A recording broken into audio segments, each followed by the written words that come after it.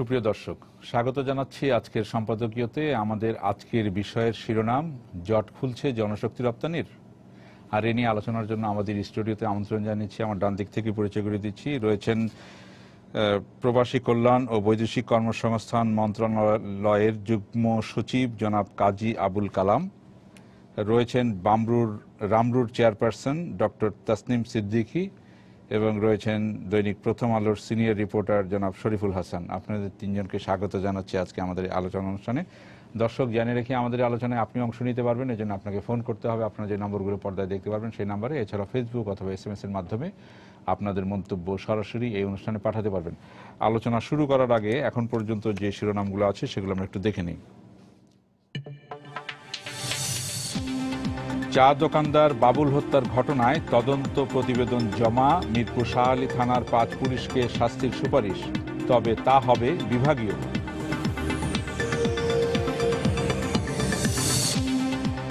Malaysia ও কাতারে recruiting এজেন্সির মাধ্যমে লোক পাঠানোর পরামর্শ বাইরার। পর্যবেক্ষকরা বলছেন, পদ্ধতি যাই হোক, উপযুক্ত মজুরি নিশ্চিত করাই বড় চ্যালেঞ্জ। মিয়ানমার ও ভারত থেকে দেদারসে ঢুকছে মাদক, ধ্বংস হচ্ছে যুব সমাজ। জাতিসংঘের শুনানিতে বিশ্ব সম্প্রদায়ের সহযোগিতা চাইল বাংলাদেশ।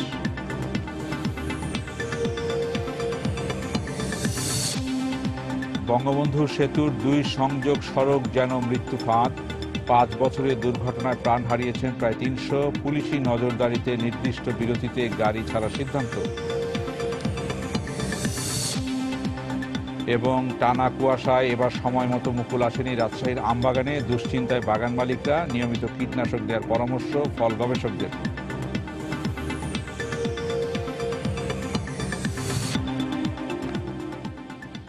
আমরা শিরোনামগুলো দেখলাম। আমাদের আজকের বিষয়টি নিয়ে আমরা যেটা আলোচনা করব, জনশক্তি রপ্তানি আসলে জট খুলছে কিনা সেই প্রশ্ন আমরা রাখতে চাচ্ছি আমাদের আলোচনার মাধ্যমে। সেটা দিয়ে হয়তো আমরা বেরিয়ে আসার চেষ্টা করব যে কি হতে যাচ্ছে জনশক্তি রপ্তানির বিষয়ে। আমরা আমাদের এখানে যে সরকারি প্রতিনিধি আছেন, মন্ত্রণালয়ের যুগ্ম সচিব, আপনাকে দিয়ে আলোচনা শুরু করবো, জনাব কাজী আবুল কালাম।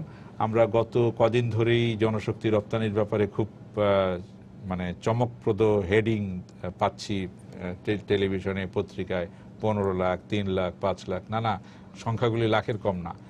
এবং আমরা দেখি যে আপনাদের দেয়া হিসাব এবং বিভিন্ন পত্রপত্রিকা হিসাব, বিভিন্ন তথ্যের হিসাব, যে জনশক্তি রপ্তানিটা গত কয়েক বছরে ব্যাপকভাবে কমে গেছে। তো এখন আবার মালয়েশিয়ার বিষয়টি আবার সামনে এসছে, আপনার কাতারের বিষয়টি আবার সামনে এসছে। মালয়েশিয়ার বিষয়টি আমরা জানি যে পুরনো বিষয়টি আবার নতুন করে এসছে। এই যে এটা প্রায় 4 বছর আগে, 2012 সাল, 3.5 বছর আগের ঘটনা, 2012 সালের অক্টোবরের বিষয়, সেটি আবার সামনে আসলো। তো আপনি যদি গোটা বিষয়টি একটু বলেন, তারপরে ওইভাবে আমরা আলোচনাটা শুরু করতে পারি। জি, ধন্যবাদ। আসলে শিরোনামে যেভাবে বলা হচ্ছে, আমি ঠিক ওইভাবে বলবো না যে উন্মুক্ত হচ্ছে। আসলে উন্মুক্ত ছিলই। আমরা যদি 2015-র পরিসংখ্যান দেখি, সেখানে গিয়েছে আমাদের 5,55,881 জন, যা গত বছরে গিয়েছিল 4,25,000 জন এবং প্রায় 34% বেশি। সুতরাং কর্মীরা বিদেশে কর্মসংস্থানে যাচ্ছেন নিয়মিতভাবেই।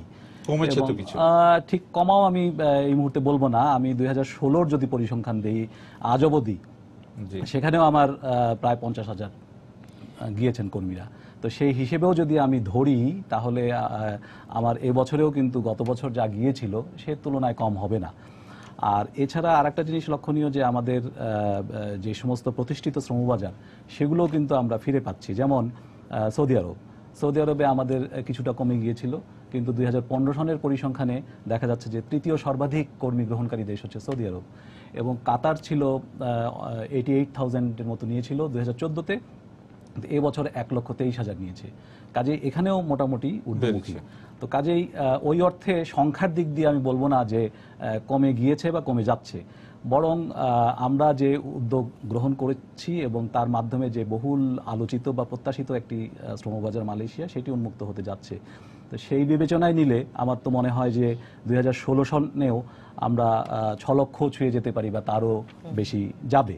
তো কাজেই আমার মনে হয় কমে যাচ্ছে, সেটিও ওই অর্থে বলা যাবে না। মালয়েশিয়ার বিষয়টিতে যদি আমরা আলাদা করি, যে বিষয়টি নিয়ে গত 3.5 বছর ধরে বা 3 বছরের বেশি সময় ধরে আলোচনাই হচ্ছে, ফল আমরা খুব কমই পাচ্ছি। এবং এটার জটিলতার প্রথম আপনারা সম্ভবত বলেছিলেন যে G2G-র একটা বিষয় ছিল, সেটা অনেক ফরম্যাটে আবার চেঞ্জ হয়েছে, G2G প্লাস B2B, নানা কথা আমরা শুনেছি। জি জি, আমি যদি একটু ব্যাখ্যা করি যে আসলে আমরা মোটামুটি সবাই জানি যে 2007-08 যে সমস্যাগুলো হয়েছিল, অর্থাৎ আমাদের কর্মীরা এখানে যাওয়ার পরে প্রকৃত চাহিদার অধিক সংখ্যক কর্মীরা যাওয়াতে হয়তো বা তারা কাজ পায়নি, যে কারণে সমস্যাগুলো হয়েছিল। সেখানে আমাদেরও তদারকির হয়তো কিছুটা গাফিলতি ছিল। তো সে বিষয়গুলো মাথায় রেখেই এবং যাতে কর্মীরা অধিক অভিবাসন ব্যয় না বহন করতে হয় সেই বিবেচনা নিয়ে এবং মালয়েশিয়া সরকারের প্রস্তাবের প্রেক্ষিতে কিন্তু বাংলাদেশ সরকার G2G মতো একটি ব্যবস্থায় গিয়েছিল। সেখানে লক্ষণীয় যে অত্যন্ত কম অভিবাসন ব্যয়, মাত্র 29,000 30,000 এই একটা অভিবাসন ব্যয়ে তারা যাচ্ছিল। শুধু কিন্তু মানে শুধু বিমান ভাড়াটা আর পাসপোর্টের খরচ এবং মেডিকেলের যে বিষয়গুলো থাকে সেগুলোই। কিন্তু সমস্যাটা হলো যে আমরা প্রত্যাশিত চাহিদাটা পেলাম না, অর্থাৎ আমাদের মালয়েশিয়ান সরকার যে চাহিদা তাদের রয়েছে এবং G2G-র মাধ্যমে তারা আমাদেরকে দেবে বলেছিল সেটি কিন্তু দেয়নি। আপনি এখানে আপনাকে আমি থামাই যে ডক্টর তাসনিম, আপনি কি বলবেন যে শুধু চাহিদাটা না দেওয়ার কারণেই কি এটা হয়েছে, না যেটা বলা হয় বিভিন্ন পর্যায় থেকে যে সরকার যেটা করতে পারার কথা না সেটাই করতে গিয়েছিল বলে, মানে যে অবকাঠামো নেই, লোকবল নেই, এই যার কারণে এটা হয়নি, এটা বলা হয়? আপনি কি বলবেন? আমি একটু শুরু থেকে শুরু করে উনি যে প্রসঙ্গটা বললেন যে আপনি মানে শ্রমশক্তির যে বাইরে যাওয়াটা সেটা কমে যাওয়া বা ওই ব্যাপারটা, সেটা হয়েছে যে কমে যাওয়ার প্রসঙ্গটা এসছিল আমাদের 7, 8, 9 ওইসব সময়ের তুলনায়। তার পরবর্তীতে 11, 12, 13, 14 ওই সময়গুলোতে আমাদের অবশ্যই মানে যারা বিদেশে যাচ্ছিলেন তাদের সংখ্যা ক্রমান্বয়ে একটা মন্থর গতির দিকে গিয়েছিল। কোনো কোনো ক্ষেত্রে 1% গ্রোথ হয়েছে, কখনো কখনো নেগেটিভ গ্রোথে গেছে। কিন্তু 2015-র জুন মাসের পর থেকে, যদিও কাজ সৃষ্টি হয়েছে অনেক বেশি, জুন মাসের পর থেকে একটা গ্রোথ আমরা লক্ষ্য করছি। এবং এটাই যদি ইভেন মালয়েশিয়ার কথাও যদি আমরা ধরি, যেখানে তার আগ পর্যন্ত 200-300 করে লোক গেছেন, তারপর থেকে নিয়ে কিন্তু সেখানটায় 3,000 করে প্রতি মাসে লোক গেছেন। অর্থাৎ জুন মাসের পর থেকে একটা পজিটিভ ট্রেন্ড লক্ষ্য করছি। এখানে কতগুলো জিনিস কাজ করেছে। একটা হচ্ছে যে GFMD যদি আমরা চিন্তা করি, সেটা বাংলাদেশে হতে যাচ্ছে এবছরে। তো এর ফলে কিন্তু বাংলাদেশের একটা পজিটিভ ভাবমূর্তি, যেটা এর বেশ অনেকটাই ক্ষুণ্ণ হয়েছিল অনেক ক্ষেত্রে, সেই জিনিসগুলো কিন্তু আবার একটা বিল্ড আপ হচ্ছে। সরকার বিভিন্নভাবে হয়তো যোগাযোগ করছেন বিভিন্ন জায়গায়, যার ফলে এটার একটা পজিটিভ ফলাফল আমরা মানে আমাদের বাজারের ক্ষেত্রে লক্ষ্য করেছি। আর মালয়েশিয়ার বিষয়টায় যদি একেবারে সরাসরি আসতে চাই, তাহলে সেখানে অবশ্যই আমাদেরকে বলতে হবে যে G2G একটা মহৎ উদ্দেশ্য নিয়ে করা হয়েছিল এবং একটা বাস্তবতা যদি আমরা দেখি, হ্যাঁ করা হয়েছিল এবং কম কস্টে যাবেন। কিন্তু 6 মাস থেকে 1 বছরের মাথায় বোঝা গেছে যে পুরো সিস্টেম ফাংশনাল হচ্ছে না। সেটার ক্ষেত্রে ওই দেশেরও কিছু গাফেলতি রয়েছে, আর আমাদের এই দিকেও গাফেলতি বলবো না, আমাদের এই দিকের কাজটুকু খুবই গুছানো ছিল। দেশের ভেতরে যে কাজটুকু হয়েছে, অর্থাৎ এক্সপ্যাট্রিয়েট মিনিস্ট্রি যে কাজগুলো করেছে সেই কাজগুলো গুছানো ছিল, কিন্তু ফরেন মিনিস্ট্রি এবং তার অধীনে থেকে লেবার অ্যাটাশে এবং ওনারা যারা ওই দেশে যে এমপ্লয়ারের কাছে ঘুরে ঘুরে চাহিদা সংগ্রহ করা বা এই ধরনের কাজগুলো করেননি। তারা শুধু ওয়েবসাইটের ভেতরে এই যে যারা যেতে চান তাদের তথ্যটুকু দিয়ে বলেছেন এমপ্লয়াররা এদেরকে খুঁজে নেবে। এটা কখনোই হয় না। এটা এখানে এক ধরনের ম্যাচ মেকিং প্রয়োজন ছিল। তো তাহলে এটা কেন ফাংশনাল হয়নি? এক হলো যে সরকার এটা করতে চেয়েছেন। প্রশ্ন আছে দুবাই থেকে, প্রশ্ন ঠিক আছে, ঠিক আছে। দর্শক আপনার নাম বলে প্রশ্ন করুন। হ্যাঁ, জি হ্যালো, জি জি, আসসালামু আলাইকুম। ওয়ালাইকুম সালাম, আপনার নাম বলে প্রশ্ন করুন। আমি দুবাই থেকে বলছিলাম। জি, আপনার নামটা বলবেন। মোহাম্মদ ফাহিম। জি, প্রশ্ন বলেন। আমাদের বিসি সাহেব কাতার থেকে আসিয়ে যে মিডিয়াতে একটা বক্তব্য দিল 700 টাকা বেসিক স্যালারি, ঠিক আছে? জি,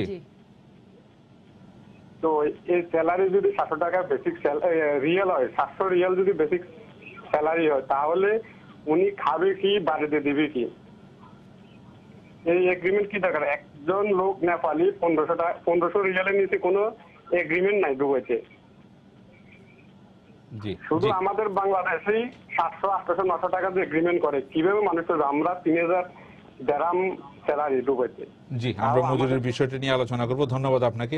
জি আপনি যেটা বলছিলেন ম্যাচ মেকিং, আমরা এই বিষয়টি নিয়ে অবশ্যই খুব গুরুত্বপূর্ণ বিষয় বলেছেন, আমরা আলোচনা করব, আপনার কাছে আসবো এই বিষয়টি আগে জেনে মানে ওটাই যে এই জায়গাটা হয়নি দেখে কাজটা হয়নি। আরেকটা ব্যাপার যেটা আমরা সবসময় বলেছি, সরকার একটা রেগুলেটরের ভূমিকায় থাকবেন, কিন্তু সেই জায়গাটায় প্রাইভেট সেক্টরকে সামহাও এই প্রসেসের ভেতরে ইনভলভ করাতে হবে, এবং প্রাইভেট সেক্টর অবশ্যই যাতে করে দায়বদ্ধ থাকে সেই সিস্টেমটাকে এনশিওর করতে হবে।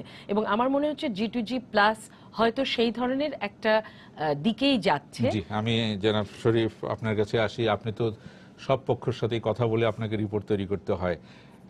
সরকার আপনার বাইরে আছে, সব আপনি যদি সব পক্ষের সাথে। স্ট্যাটিস্টিক্স থেকে ফেরেন, জি। আজকে 2016 সালের ফেব্রুয়ারি মাসে এসে বলা হচ্ছে যে আমার 15 লক্ষ লোক নেবে আগামী 3 বছরে। এই কথাটা গত বছরও বলা হয়েছিল। গত বছরের মে মাসে আমাদের 2012 থেকে শুরু আমাদের হয়েছিল। গত বছর যখন মে মাসে মন্ত্রী যান, তখনও বলা হয়েছিল যে 3 বছরে 15 লাখ। 1 বছর চলে গেছে। আমার মনে আছে গত বছর মন্ত্রী যাওয়ার পর আমাদের সেখানকার মিনিস্ট্রি থেকে জানানো হলো যে এবছরই 2015 সালে 5 লাখ লোক যাবে। তখন আমি একজন ঊর্ধ্বতন কর্মকর্তাকে জিজ্ঞেস করলাম যে আপনারা যে বলছেন 5 লাখ লোক যায়, বছরের 6 মাস আছে, এটা তো সম্ভব না। প্রতিদিনও যদি আপনার 3000 লোক যে আপনি সব ফ্লাইট দিয়ে তো দিতে পারবেন না, এটা কীভাবে বলেন? উনি কিছু বললেন, উনি বললেন যাক না। বাস্তবতা হলে আমাদের 5 লাখ তো দূরের কথা, আপনি যদি আরও পেছনে ফিরেন 2012 সালে যখন চুক্তিটা হয় G2G, তো তখনও বলা হয়েছিল যে আমাদের প্রতি বছরে 5 লাখ লোক করে আগামী 3 বছরে 15 লাখ 10 লাখ। এই সংখ্যাগুলো নিয়ে আমার প্রচণ্ড আপত্তি আছে। এই সংখ্যাগুলো বলাই হয় হচ্ছে একটা ব্যবসা করার জন্য। এবং আপনি যদি তার পেছনেরটা যান, G2Gটা কেন হয়েছিল? 2007 এবং 2008 সালে আমাদের প্রায় 4 লাখের বেশি লোক মালয়েশিয়া গেল এবং প্রচুর লোক কাজ পেল না। মালয়েশিয়ার রাস্তাঘাটে ব্রিজের নিচে বসে আছে, খাবার না। এই ম্যাল প্র্যাকটিস করে 2009 সালে মালয়েশিয়ার লোক বন্ধ করে দিল। এরপর প্রায় 3 বছর ধরে আমাদের প্রাইম মিনিস্টার বারবার তাগাদা দেওয়ার পর তারা একটা প্রক্রিয়া করলো যে আমরা এমন একটা প্রক্রিয়া করব যেখানে লোকের প্রতারণা বন্ধ হয়। এবং 2012 সালে 26 নভেম্বর আমরা G2G চুক্তি করলাম। এবং চুক্তিটা দেখে আমাদের যেটা বলছেন যে অনেক লোক নিবে, আমাদের প্রায় 15 লাখ লোক সারা বাংলাদেশের যেখানে যান আপনি প্রত্যেকের একটা আলোচনা, বিদেশ যাবো রেজিস্ট্রেশন তারা করে ফেলে, এবং নিবন্ধন প্রায় 15 লাখ লোক। এবং সেটা কিন্তু এখন আবার শুরু হয়েছে। এই যে 15 লাখ লোক নিবন্ধন করলাম, নাকি জানি কত লাখ লোক গিয়েছিল? 15 লাখ লোক থেকে মাত্র 10,000 লোক গিয়েছিল। এখন যদি বলি কেন যেতে পারেনি, এই যে 15 লাখ লোক বলা, এই কথাটা বারবার বেশিরভাগ সময় মালয়েশিয়া বলে, এবং তারাও সেই সময় 2012-তে বললো। কিন্তু ওই যে চাহিদা, এই চাহিদাটা কিন্তু মালয়েশিয়া পাঠায়নি, বাংলাদেশের কিন্তু ডাটা করে ক্লিন করে করাচ্ছিল, কিন্তু তারা চাহিদাটা পাঠাচ্ছে না, বারবার চাহিদাটা পাঠাচ্ছে না, আমরা লোক দিতে পারছি না। আমাদের মন্ত্রী এমনও বলেছে আমরা কি তাদের সাথে মারামারি করবো চাহিদা না দিয়ে? চাহিদাটা তারা কেন দিচ্ছে না? কারণটা হচ্ছে আপনাকে যখন ছোট ধরুন কোনো একটা মালয়েশিয়ার ছোট কোম্পানি, তার 3 জন লোক লাগবে, তার যদি সে 3 জন লোক আনতে হয় তাহলে তাকে প্রক্রিয়া করো, কাগজপত্র জমা দাও, হোম মিনিস্ট্রিতে লেভি দাও, এই যে একটা লম্বা প্রসেস, সে এটাতে যেতে চায় না।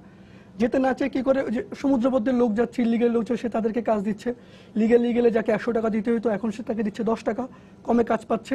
এবং এই প্রক্রিয়াটার কারণে অদ্ভুত ঘটনা ঘটলো। ওই সময় যিনি মালয়েশিয়ার স্বরাষ্ট্রমন্ত্রী ছিলেন হামিদি সাহেব, যিনি এখন জাহিদ হামিদি মালয়েশিয়ার উপপ্রধানমন্ত্রী, মানব সম্পদ মন্ত্রণালয় একদিক দিয়ে চাহিদাপত্র পাঠাচ্ছে না, ওদিকে স্বরাষ্ট্র মন্ত্রণালয় করছে কি, আমার এখান থেকে ক্লিনার সমস্ত লোককে এক্সপার্ট, তারা প্রফেশনাল বলে তাদেরকে লোক নিয়ে যাচ্ছে ইলিগালি BPTN ভিসা দিয়ে, যেটা আমাদের মিনিস্ট্রি জানছে না, কেউ জানছে না, তারা এই দিক থেকে লোক যাচ্ছে। এবং এখনও সেই চাহিদাপত্রটি যদি মালয়েশিয়া দিত, 1 লাখও যদি দিত, আমার কিন্তু 1 লাখ দিতে পারতো, তারা দেয়নি। না দিয়ে কি হলো, গত বছর যখন জাহিদ হামিদি বললেন যে আমার 15 লাখ লোক লাগবে, তারপর পরে আমরা দেখলাম কি একটা সিন্ডিকেট সক্রিয় হলো, রিয়েল নেট নামে একটা সিন্ডিকেট। তারা বললো যে আমরা এই পুরো প্রক্রিয়াটা নিয়ন্ত্রণ করবো। সে রিয়েল নেটে কারা আছে? সে রিয়েল নেটে ছিল জাহিদ হামিদির ভাই, সাবেক ইমিগ্রেশনের ডিজি, তার ছেলে, তারা মিলে রাতারাতি একটা কোম্পানি খুঁটলেন, এবং আমরা দেখলাম 2টো সিন্ডিকেট হয়ে গেল। একটা হচ্ছে মন্ত্রী ঘনিষ্ঠ সিন্ডিকেট, আর একজন দেখা যাচ্ছে আমাদের এখান থেকে প্রভাব বাইরের মধ্যে, 2টো পক্ষ হয়ে গেল। 2টো পক্ষে চাচ্ছে এই কাজটা নিয়ন্ত্রণ নিতে। এবং এই যে তাদের ব্যবসা নিয়ন্ত্রণ নিয়ে যে অসাধু প্রতিযোগিতাগুলো, এই প্রতিযোগিতাগুলোর কারণে বারবার আজকে যে 15 লাখ লোক বলছে অসম্ভব।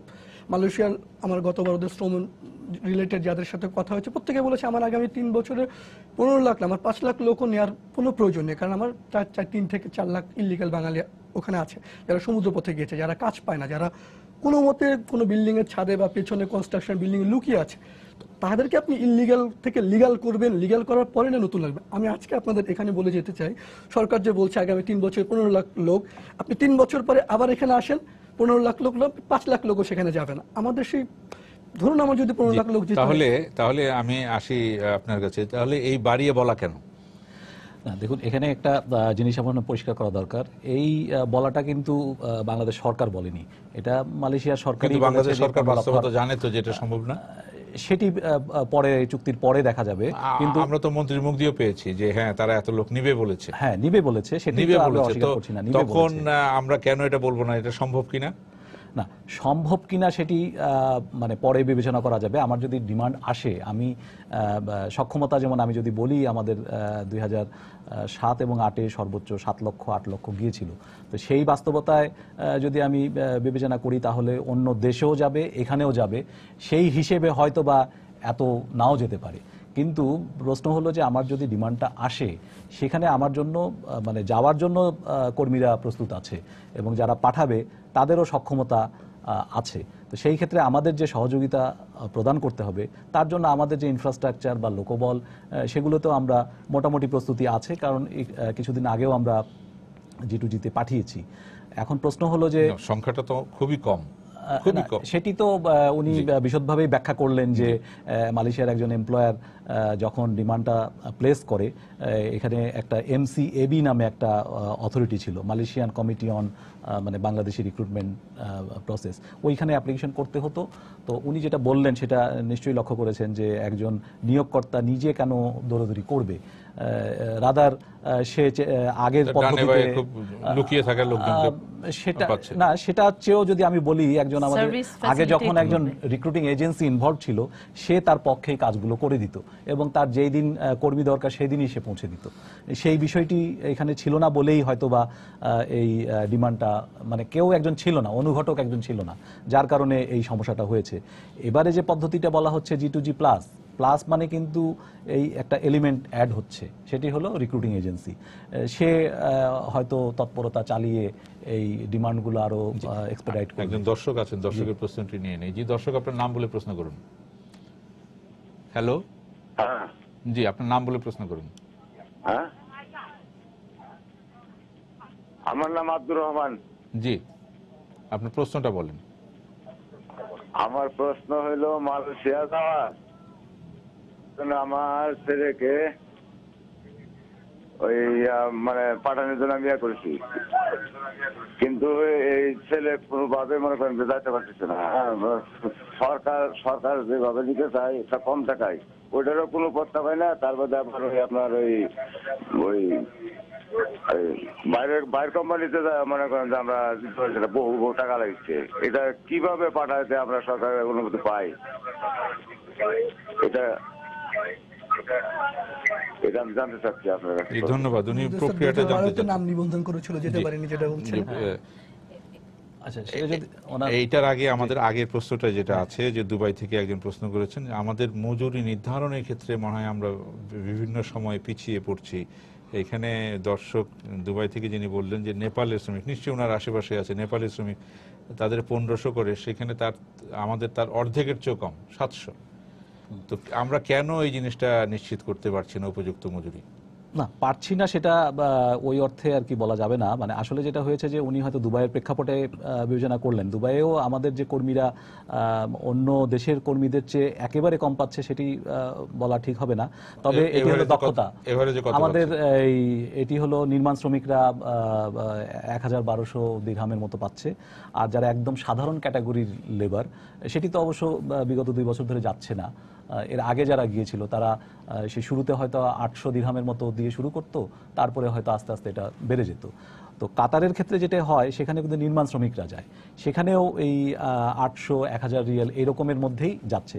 তবে আমরা যেটা মানে বর্তমানে আমাদের প্রবাসী কল্যাণ মন্ত্রণালয় যে উদ্যোগটি নিয়েছে, সেটি আমরা এই আমাদের যে শ্রম উইংগুলো আছে, তারপরে আমাদের আইএলওর সহযোগিতা, আইওএমের সহযোগিতা, এবং ওই সকল দেশে অন্যান্য শ্রমিকরা কত পায় বেতন, সেইটি আমরা সংগ্রহ করে আমরা একটা ন্যূনতম বেতন নির্ধারণ করে দিব কিছুদিনের মধ্যেই। এবং একটি কমিটি গঠিত হয়েছে এবং ওই অভিবাসন ব্যয়টিও নির্ধারণ করব। এটা বাইরেও আছে আমাদের সঙ্গে। তো সবাই মিলে আমরা কিছুদিনের মধ্যেই ন্যূনতম ব্যয়টা ডিক্লেয়ার করব, যে এই ব্যয়ের নিচে যেন কেউ কোনো ডিমান্ড প্রকিউর না করে। এবং আমরা যখন নিয়োগ অনুমতি দিব, তখন অবশ্যই দেখব যে ওই অ্যামাউন্টটাই ওখানে উল্লেখ করা আছে কিনা, প্রয়োজনে আমরা আবার শ্রম উইংয়ের মাধ্যমে নিয়োগকর্তার নিকট থেকে সেটি যাচাই করেও নেওয়া হবে। তো কাজে আমার মনে হয় এই সকল উদ্যোগ নিলে পরে এর জি, আমি পরিস্থিতিতে এই উন্নতি বিষয়টি হবে। নিয়ে আমি ডক্টর তাসনিম আপনার কাছে আসতে চাই। যে বিষয়টি আমরা তো জনশক্তি রপ্তানির বাজার আজকে শুরু করি না, অনেক আগের থেকে। তো এটা তো সবচেয়ে গুরুত্বপূর্ণ একটি বিষয় যে আমার মজুরি কত হবে। এই বিষয়টি নিয়ে আমরা কখনো সুস্পষ্টভাবে সুনির্দিষ্টভাবে কিছু কেন করতে পারিনি? এটা হচ্ছে কি, মজুরির ব্যাপারটা একা বাংলাদেশ কিন্তু করতে পারবে না, কিন্তু কাজ করার আছে, কাজ করা সম্ভব। সেটা হচ্ছে আমাদের কিন্তু কলম্বো প্রসেস আছে, তারপরে আমাদের একটা আবুধাবি প্রসেস আছে, এবং global forum on migration and development, এগুলি প্রতিটার সভা হচ্ছে। এবং এই সভাগুলোতে যদি প্রতিটা রাষ্ট্র যারা এখন মানে আমাদের যারা প্রেরণকারী দেশ, আমরা যাদেরকে বলছি এই শ্রীলঙ্কা, বাংলাদেশ, নেপাল, আমরা যদি সকলে একত্রিত হয়ে যদি না বসি এবং যদি না বলি যে এর কমে আমরা লোক পাঠাবো না, এই কথায় যদি আমরা না আসতে পারি, তাহলে প্রত্যেক সময়ই কিন্তু যে গ্রহণ করছেন আমাদের শ্রমিক যারা, তারা অলওয়েজ এটা চেষ্টা করবেন যে এবার একে টাকা কম দিব কি ওবার ওকে টাকা কম দিব, এই করে তারা এদের ভেতরে একটা কম্পিটিশন, আনহেলথি কম্পিটিশন তৈরি করে দেশগুলোর ভেতরে মজুরিটাকে তারা নিচে রাখতে পারছেন। এবং এই কথাগুলো যে আমাদের যদি জিএফএনডি এবার বাংলাদেশে কম রাখতে পারছেন, কিন্তু যেটা আমরা জানি যে বাংলাদেশের শ্রমিকদের মজুরি কম হচ্ছে অন্যান্য দেশের তুলনায় বেশি হ্যাঁ, করে। যে নিউকামার আসে অন্যদেরটা কম রাখা যাচ্ছে না। না, যে যখন আপনাদের নেপাল, গবেষণায় কি বলে? আমাদের গবেষণা বলে যখন নেপাল প্রথম এসেছিল, নেপালের কিন্তু মজুরি আমাদের চেয়েও কম ছিল, কিন্তু যখন সে মার্কেটে নিজেকে প্রতিষ্ঠিত করে ফেলেছে এবং নিজেকে তাদের কতগুলি জায়গায় তাদের স্পেশালাইজেশন তারা ডেভেলপ করে ফেলেছে, যেরকম মানে ওয়াচম্যান হিসেবে বা কতগুলো জায়গায় তারা একদম ওদের, তারপরে যে কোনো বাড়ির গার্ড হিসেবে মালয়েশিয়াতে যাবেন দেখবেন ওই জবগুলি নেপালি ছাড়া আর কেউ না, ওরকম করে তাদের বিশেষায়িত জায়গাগুলোতে তারা তাদের ওয়েজ বাড়িয়ে নিয়েছে। এখন আমরা যেহেতু পেছনে লিঙ্ক করছি না, অর্থাৎ স্কিলস ডেভেলপমেন্টের সঙ্গে আমরা যাদেরকে পাঠাচ্ছি তাদেরকে লিঙ্ক করছি না, আমরা ওই ধরনের কোনো বিশেষায়িত ক্ষেত্র তৈরি করতে পারছি না, যার ফলে মানে মজুরিটা কম থাকছে। এখন যদি আপনি মনে করেন যে আমি প্ল্যান্টেশনে পাঠাবো, প্ল্যান্টেশনে দেখবেন অন্যরা অনেকে আর পাঠাচ্ছেই না, তো সেখানে প্ল্যান্টেশনে 900 রিয়ালের রিঙ্গিতের বেশি দেবে না তারা বলছে। তো এই জায়গাগুলো আসলে প্রতিটাই কিন্তু স্কিলের সাথেও সম্পর্কিত।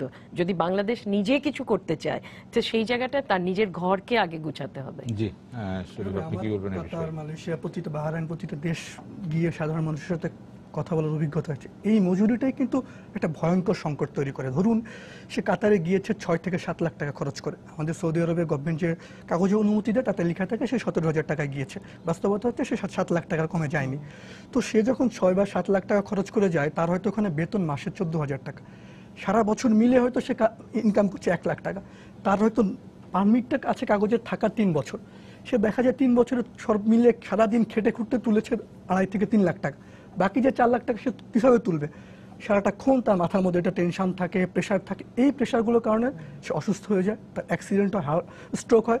কেউ কি জানেন যে আমাদের যেমন লোক যায় প্রতি বছর আমার এয়ারপোর্টে তরুণ 35 থেকে 30 বছর বয়স 3,500 থেকে 4,000 মানুষের লাশ আসে, এবং তাদের 70% আসে মধ্যপ্রাচ্য থেকে, সৌদি আরব, কাতার থেকে। কেন এই একটা 30 বছরের ছেলে, 28 বছরের ছেলে কেন স্ট্রোক করছে? এই কারণটা হচ্ছে মজুরি।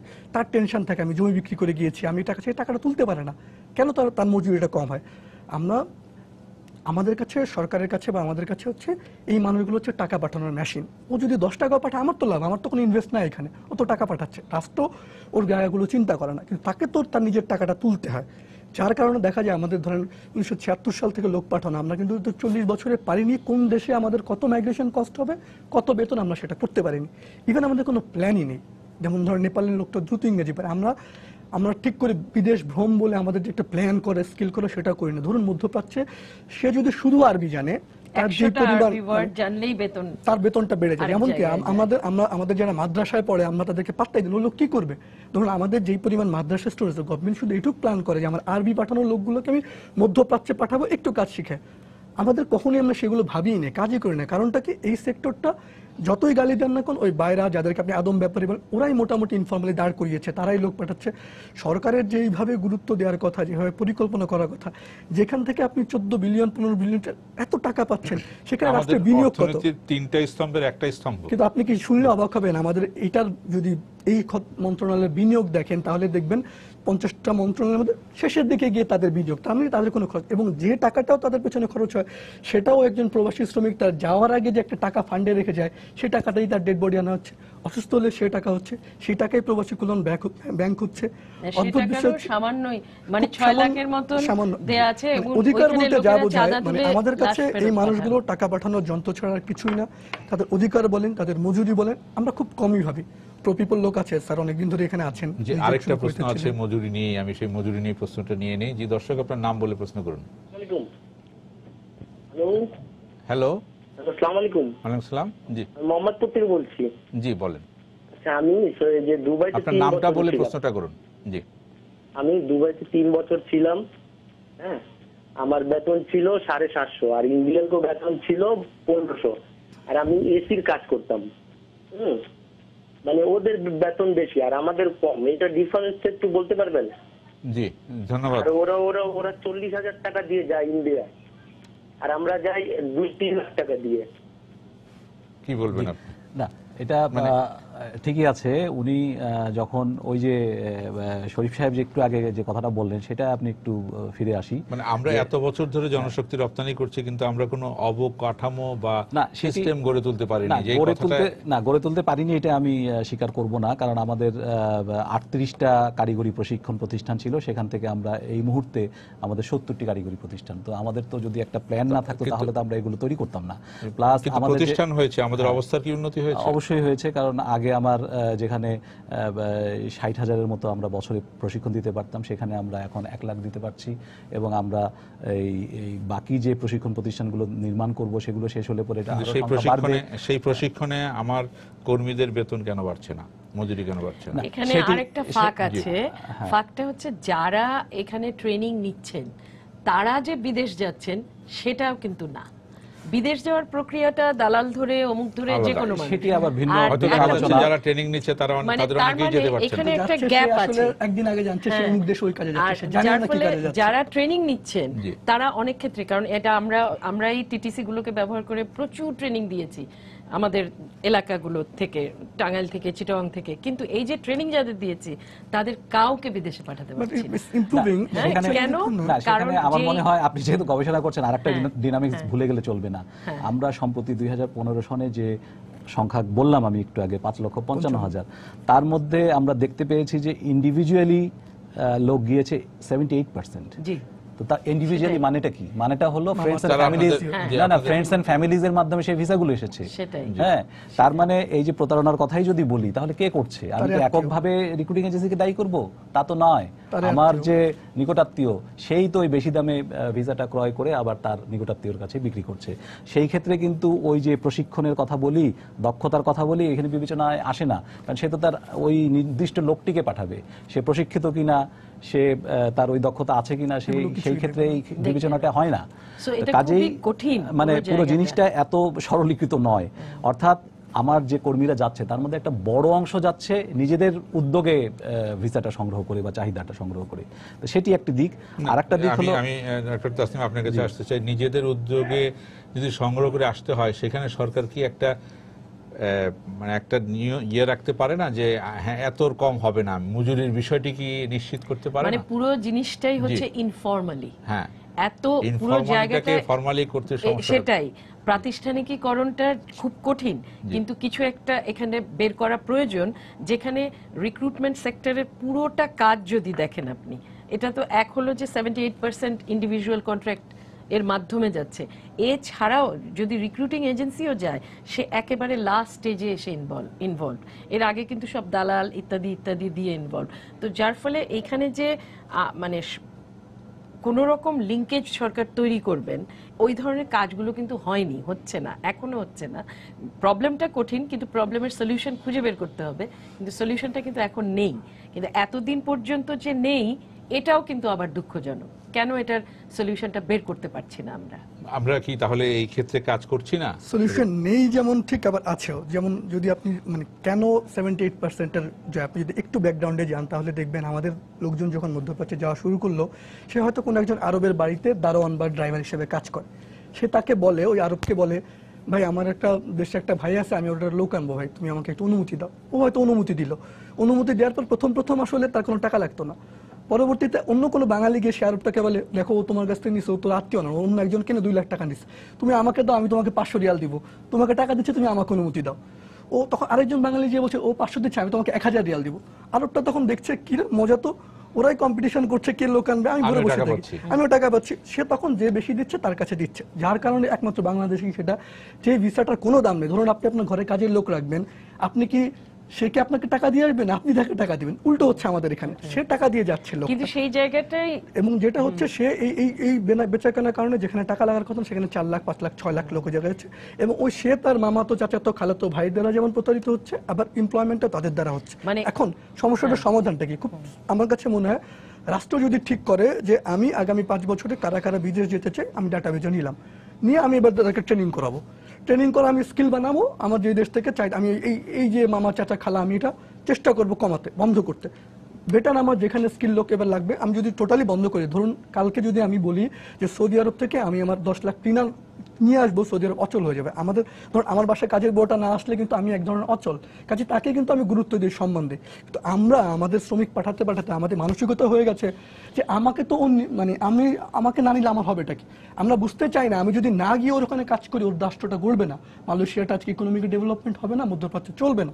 কাজে আমাকেও এখন সেই সচেতনতা বোধটা আমার রাষ্ট্রের আসতে হবে, ব্যক্তির আসতে হবে, যে আমি কাজটা করছি, মানে আমার ভিতরে যে বার্গেন পাওয়ারটা আছে সেটা আমি ব্যবহার করছি না। আজকে যেটা ম্যাম বলল, প্ল্যান্টেশন সেক্টরে কেউ যাবে না। বাঙালি যদি বলে যে 900 রিঙ্গিত, আমি 1200 রিঙ্গিত না হলে যাবো না, ও দিতে বাধ্য, কারণ অন্য কেউ ওখানে যাবে না, ওর সেই কাজটা করাতে বাধ্য। এইটা প্রতিটা জায়গায় আমার সেই বার্গেন করাটা এখন বলার পরে আমার মনে হচ্ছে যেটা কিন্তু আরেকভাবেও সম্ভব। সেটা হচ্ছে কি, আমরা কেন মানে বিভিন্ন সরকার কেন সব সময় বসে থাকবেন ইন্ডিভিজুয়াল কন্ট্রাক্ট নিয়ে, ভিসা নিয়ে লোক যাবে, এটার জন্য কেন সরকার বসে থাকবেন? তাহলে আমার ফরেন মিনিস্ট্রি, আমার লেবার অ্যাটাশে যারা ওখানে আছেন, তারা কেন বিভিন্ন কোম্পানি ভিসা যেগুলি কোম্পানিতে কাজেরও তো সেখানে প্রচুর ভিসা আছে, সেগুলো আমরা কেন আনছি না? সেগুলোর জায়গা আমরা কেন ব্যর্থ হচ্ছি?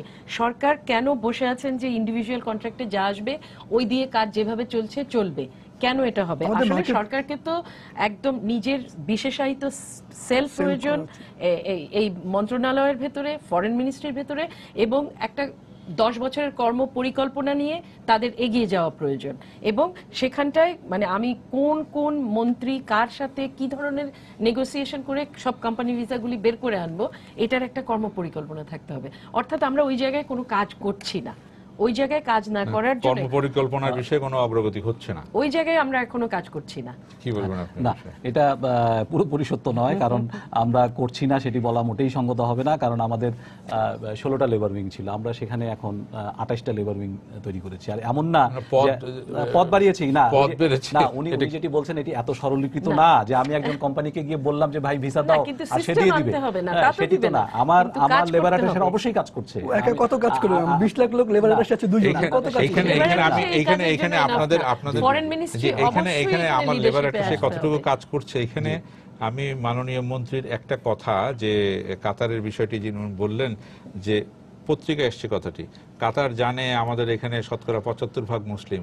আমি বলেছি না, শতকরা 95% মুসলিম। মানে আমরা নামাজি কি নামাজি না, সেই প্রসঙ্গগুলি এসছে। তো এই আমার দেশ সম্পর্কে তথ্য, সেখানে আমাদের দেশ সম্পর্কে তথ্য তো সেখানে লেবার অ্যাটাশে তুলে ধরবে। সেই জিনিসটা কি হয়েছে? এই মন্ত্রীর এই কথাতেই তো বোঝা যায় যে সেখানে কাজটা হচ্ছে না। লেবার অ্যাটাশে কিন্তু অ্যাক্সেস নাই বড় বড় জায়গাগুলোতে। এই সব জায়গায় অ্যাম্বাসেডরকে লিডারশিপ দিতে হবে। সেই লিডারশিপ, সেই কোঅর্ডিনেশন তাকে প্ল্যানিং দিবে কে এই বিষয়ে? এবং এইগুলোর কর্ম পরিকল্পনা থাকতে হবে। এটা একা একা গিয়ে কথা বলে ওরম ভাবে হবে না তো। এটা একটা বিশাল কর্মযজ্ঞ এখানে। হ্যাঁ, সেটি তো ঠিক আছে না। যেমন আমরা এই যে একেবারে অতি সম্প্রতি যে বৈদেশিক কর্মসংস্থান নীতিটি মন্ত্রিপরিষদ থেকে যেটি অ্যাপ্রুভ করা হলো, সেখানে আমরা কিন্তু বিশদভাবে বিষয়গুলো মানে অ্যাড্রেস করার চেষ্টা করেছি। যেমন আমি বলি 8টা মন্ত্রণালয়কে আমরা আইডেন্টিফাই করেছি যে তাদেরও এই বৈদেশিক কর্মসংস্থানের সঙ্গে সম্পৃক্ততা রয়েছে এবং তাদের কাজ কি হবে সেগুলো আমরা আইডেন্টিফাই করেছি। পাশাপাশি 2টো কমিটির প্রস্তাব করা হয়েছে যেটাতে সিভিল সোসাইটি অন্তর্ভুক্ত থাকবে এবং সিভিল সোসাইটিও কিভাবে হেল্প করতে পারে সেগুলো আমরা বিভিন্ন কর্মশালা করে সিভিল সোসাইটি কিন্তু আপনি নিয়েছেন, আপনি তো আছেন। জি আমরা এটা আরো বিস্তারিতভাবে ওনাদের সঙ্গে শেয়ার করব। এটি তো জাস্ট কিছুদিন আগেই অ্যাপ্রুভ হলো। তো এখানে আমরা যেমন 6টি বিষয়কে লক্ষ্য করে করেছি। সেখানে দক্ষতা প্রাধান্য পাচ্ছে, নারী অভিবাসন প্রাধান্য পাচ্ছে, অভিবাসীর নিরাপদ অভিবাসন এবং তাদের কল্যাণের বিষয়টি প্রাধান্য পাচ্ছে। এরকম 6টি বিষয়কে টার্গেট করে সেটির লক্ষ্য কি, উদ্দেশ্য কি, কিভাবে করা হবে, যেমন ওই যে কমিটির কথা বললাম সেই কমিটি সব কতদিনে বসবে, তারা কি কি কাজ করবে এবং আমরা একটা টাইম বাউন্ড অ্যাকশন প্ল্যানেও করতে চাচ্ছি, যার অর্থ যে আমরা ঠিক এতদিনের মধ্যে এই কাজটি করব, এতদিনের মধ্যে এই কাজটি করব। সেখানে প্রত্যেকটা স্টেক হোল্ডারকে নিয়েই আমরা সেই কাজটি করব। আর আরেকটা কথা যেটা এসেছিল যে গবেষণা সেল, সেটিও আমরা সীমিত পরিসরে শুরু করেছি, অর্থাৎ আমাদের বিভিন্ন দেশে কীরকম চাহিদা আছে সেগুলো আমরা নিরূপণ করে সেই অনুযায়ী আমাদের আবার প্রশিক্ষণের ব্যবস্থাটা করা। তো সেই ক্ষেত্রে যেমন এই রিক্রুটিং এজেন্সি নিজস্ব কিন্তু প্রশিক্ষণের একটা ব্যবস্থা আছে, সেটিও ভুলে গেলে চলবে না এবং তারাও তাদের প্রশিক্ষণ কেন্দ্রের মাধ্যমে প্রশিক্ষণ দিয়ে বাইরে পাঠাচ্ছে। তারা যে এখানে যেটা বলা হয় যে অনেক আশার কথা, যে আমরা আশার কথা শুনলাম, যে আমরা এইটা বলা হয় যে G2G'র ব্যর্থতা, আমাদের গত 2 বছরের সাগরে যে মৃত্যুর ঢল, এটাকে বলা হয় G2G'র ব্যর্থতার একটা কারণ। তো আমরা কি আশা করতে পারি যে আমরা সময় একেবারে শেষের দিকে চলে এসেছি, আমরা কি আশা করতে পারি যে হ্যাঁ আমাদের এখন যে ব্যবস্থা হচ্ছে আমাদের এই ধরনের অবৈধভাবে বিদেশ যাওয়াটাকে ঠেকাতে পারবে? যদি বৈধ পথে অভিবাসনের সুযোগ যখন থাকে, অবৈধ অভিবাসনের সুযোগ অটোমেটিক্যালি কমে যায়। তারপরেও বৈধ পথে যে অভিবাসন, সেটার ভেতরে যে নিয়মতান্ত্রিকতা বা যে গিয়ে চাকরি পাবে এইসব ব্যাপারগুলো, আর যে বলা হচ্ছে যে 37,000 টাকা, কার্যত দেখা যাবে আসলে কিন্তু মানে আন্ডারহ্যান্ড ডিলিং এ ওই 37,000 টাকায় কেউ যাবে না, একটা বড় টাকা দিয়েই যাবে। তখন আমার যে ক্লাইমেট চেঞ্জ উপকূলের যে মানুষজন রয়েছে যারা ওই টাকাটা দিতে পারেন না, তাদেরকে কেউ যদি লোভ দেখায় 10,000 টাকায় তুমি যাবে, সে কিন্তু রওনা দেবে। তো সুতরাং এই পুরো জায়গাগুলোতে আন্তঃ মন্ত্রণালয় কোঅর্ডিনেশন এবং আন্তঃ ইস্যু কোঅর্ডিনেশন এর মাধ্যমে কিন্তু আগাতে হবে, কিন্তু সেই ধরনের কোঅর্ডিনেশনগুলো আমরা সচরাচর দেখি না। তো সুতরাং কমে যাবে এগুলো বলতে পারে না। বাংলাদেশের সবকিছুই যেন ভাগ্য নির্ভর, মানে ভালো হতেও পারে, নাও হতে পারে। বলতে দ্বিধা নেই, সরকারের অনেক ভালো ভালো উদ্যোগ আছে, কিন্তু জুবাইর ভাই স্বাধীনতা এই সময় এসে 2016 সালে টেকনাফ উপকূল দিয়ে নৌকায় করে কেউ মালয়েশিয়া রওনা হচ্ছে, সেটা হচ্ছে বাংলাদেশের বাস্তবতা। কেন যাচ্ছে, কি কারণে যাচ্ছে। এবং অদ্ভুত বিষয় আমি আপনাকে বলি, থাইল্যান্ডের যে সীমান্তটা, যে গ্রামটাতে আমার বাংলাদেশিগুলোর কবর আছে, একটা পরিত্যক্ত কবরের মধ্যে অনেক বাঙালি রোহিঙ্গার লাশটা করা, তাদের কোনো নাম নেই, তাদের শুধুমাত্র কতগুলো নাম্বার দেওয়া আছে, তাদের ডিএনএ স্যাম্পল কেদার হাসপাতালে রাখা আছে, সেখানে আমি গিয়েছি। আমরা কোনোদিনও জানতে পারবো না ওই যে কবরে শুয়ে আছে ওই বাঙালি ছেলেটা কে। তার মা হয়তো এখানে ভাবছে যে আমার ছেলে মালয়েশিয়া গিয়েছে, হয়তো কোনোদিন ফিরবে, কোনোদিনও আমরা জানতে পারবো না, তার মা জানবে না ওখানে কবরে শুয়ে আছে। কারণ আমাদের রাষ্ট্র সে উদ্যোগটাও নেই, আমাদের কারা মারা গেছে, কি হয়েছে। প্রতি বছর যেটা বলেছি 3-3.5 লাশ আসছে, প্রতিটা জায়গায় আমাদের মানুষরা অনেকেই, বেশিরভাগই নির্যাতিত হচ্ছে, টর্চার হচ্ছে। আমার কাছে মনে হয় আমি কম লোক পাঠাই, আমার প্রতিটা মানুষ বাঙালি, সেজন্য অধিকার নিয়ে, মানবিক মর্যাদা নিয়ে ভালোভাবে বাঁচতে পারে। আমি কি আমার এয়ারপোর্ট ভর্তি প্রতি বছর 4,000 লাশ আনবো? আমি জানি না। আমার কাছে মনে হয় যে আমাদের এখন স্পেসিফিকলি কোথায় আমাদের লোক লাগবে, কি টাইপের লোক লাগবে, গবেষণা করে স্কিল করে অল্প লোক পাঠাবো, বেশি রেমিটেন্স পাঠাবে, এবং আমার প্রতিটা বাংলাদেশের মানুষ সে মাথা উঁচু করে বাঁচবে। আমি সংখ্যাটা নিয়ে আমরা মাতামাতিটা কম করব, একদমই কম করব। বা সংখ্যা বলারই তো প্রয়োজন নাই, 13 লক্ষ কি 15 লক্ষ এসব বলার কোনো প্রয়োজন নাই, তাই না? আমাদের এটা আবার সমঝোতা হয়েছে, আমরা চেষ্টা করব যত পারি ভালো পরিস্থিতিতে পাঠাতে। এটুকু বললেই কিন্তু শেষবারের মতো আপনার কাছে আসছি, আপনি শেষ করবেন। মানে এই বিষয়গুলি যেটা আমরা আলোচনা করলাম, সেটাই যে আমরা সংখ্যার বিষয়ে আমরা গুরুত্ব, সংখ্যা হয়তো একটা আমাদের কাছে থাকবে, যত বেশি আমরা করতে পারি, কিন্তু সুষ্ঠুভাবে সবকিছু যেন করতে পারি, সেটা কিভাবে করব। প্লাস যে দর্শক একজন জানতে চাইলেন যে প্রক্রিয়াটা কি হবে, আগে যারা নিবন্ধিত ছিল তারা কি করবে, নতুন নিবন্ধন দিবেন কিনা, সেগুলো দিয়ে যদি আপনি শেষ জি, করেন। আমি বলবো যে আমাদের চুক্তিটি সম্পন্ন হলে পরে আমরা বিস্তারিতভাবে সবাইকে জানিয়ে দিব যে কিভাবে আসলে যাওয়ার প্রক্রিয়াটা অনুসরণ করতে হবে। কতদিনের মধ্যে এটা শেষ হওয়ার আশা এটা আছে? আশা করছি আমি 1-2 মাসের মধ্যেই চুক্তিটি স্বাক্ষরিত হবে এবং তারপরেই হয়তো যাওয়ার প্রক্রিয়াটাও শুরু হবে। তো যারা নিবন্ধিত আছেন তারা তো অবশ্যই সুযোগ পাবেন। আর নিবন্ধনের প্রক্রিয়াটি কিন্তু কন্টিনিউয়াস, অর্থাৎ এটি বন্ধ নেই, সবাই নিবন্ধিত হতে পারেন এবং সেটি আমরা ডিটেইল পত্রিকায় প্রকাশ করে জানিয়ে দিব যে পদ্ধতিটি কি হবে। আর এছাড়া যেটি আমার সহ আলোচকরা আলাপ করলেন তাদের সঙ্গে অবশ্যই একমত পোষণ করছি এবং যেটি বলার আমার সেটি হলো যে আমাদের শরীফ সাহেব যে বিষয়টি বলেছেন সেটি কিন্তু খুব গুরুত্বপূর্ণ, অর্থাৎ আমি কত টাকা বেতন পাবো আর কত অভিবাসন ব্যয় আমার খরচ হচ্ছে, এই জ্ঞানটুকু যখন একজন অভিবাসী কর্মী যিনি যেতে চাচ্ছেন তিনি নিজে নিজে উপলব্ধি করতে পারবেন যে তার যাওয়াটা কি ফ্রুটফুল হচ্ছে কিনা, অর্থবহ হচ্ছে কিনা, তখন কিন্তু উনি নিজেই সিদ্ধান্তটি নিতে পারবেন। আমরা অবশ্যই প্রচারণার জায়গায় এবং অ্যাওয়ারনেসের জায়গায় সরকার কাজ করছে, তার চেয়েও আমার মনে হয় সিভিল সোসাইটি আরও বেশি কাজ করছে, নিয়মিত উঠান বৈঠকের মাধ্যমে তাদেরকে সচেতন করছে। এই সচেতনতার কিন্তু জায়গাটা আমাদের বেশিরভাগ শ্রমিক কি আমি মালয়েশিয়া যাচ্ছি, কত টাকার জন্য যাচ্ছি, এই জিনিসটা কি আগে জানে কখনো? বেশিরভাগ ক্ষেত্রে না, এখন তো আমি মালয়েশিয়া যাচ্ছি একটা ওরা ঠিক ভাবে আগের দিন জানে তার কালকে ফ্লাইট। জি, না, সেটি কিন্তু হলো কত টাকা বেতনে যাচ্ছে কবে এটা জানে না। না, এই এটা জানে, জিনিস- এটা না জানার কোনো কারণ নেই। এটা আমার মনে হয় এই না, ওরা মনে এই করে অবশ্যই আমার জানে। বেলায় কত অন্যরকম টাকা হবে, যাচ্ছে, আমি না জানি কি করে মানুষেরটা ফেলবো। জানে সে কত টাকা এখন যাচ্ছে। সে কত টাকা দিয়ে যাচ্ছে আর কত দিনের মধ্যে এটা উঠে আসবে এই এই হিসাবটা এই করতেই এই হবে। হিসাবটা তাকে করতেই হবে। যেটি আমার মনে হয় আমি রামরুল গবেষণাতে অনেকবারই দেখেছি, ওনারা সম্ভবত ফাইন্যান্সিয়াল লিটারেসি এই শব্দটা ব্যবহার করছেন। তো কাজে এই জ্ঞানটুকু সবাইকেই মানে নিতে হবে এবং এর পাশাপাশি এই যে সচেতনতার জায়গা, এই জায়গায় সরকার যেভাবে কাজ করছে সেভাবে সিভিল সোসাইটিও কাজ করে যাচ্ছে। আর সংবাদ মাধ্যম তো অবশ্যই অত্যন্ত গুরুত্বের সহকারে বিষয়গুলো তুলে ধরেছে, যেভাবে বিশেষ করে অনিয়মিত অভিবাসনের যে বিষয়গুলো আলোচনা হলো এবং পত্রিকায় এসেছে তা থেকে আমার মনে হয় সবারই একটা শিক্ষা নেওয়ারও ব্যাপার আছে যে আমরা নিরাপদ অভিবাসন কিভাবে হবে। জি, আমাদের নিরাপদ অভিবাসন হোক, এই আশা করে আমরা আমাদের আলোচনা এখানে শেষ করছি। আপনাদের তিনজনকে ধন্যবাদ। সুপ্রিয় দর্শক, আপনারা যারা এতক্ষণ আমাদের সঙ্গে ছিলেন আপনাদেরকে ধন্যবাদ জানিয়ে আজকের মতো এখানে শেষ করছি। শুভরাত্রি।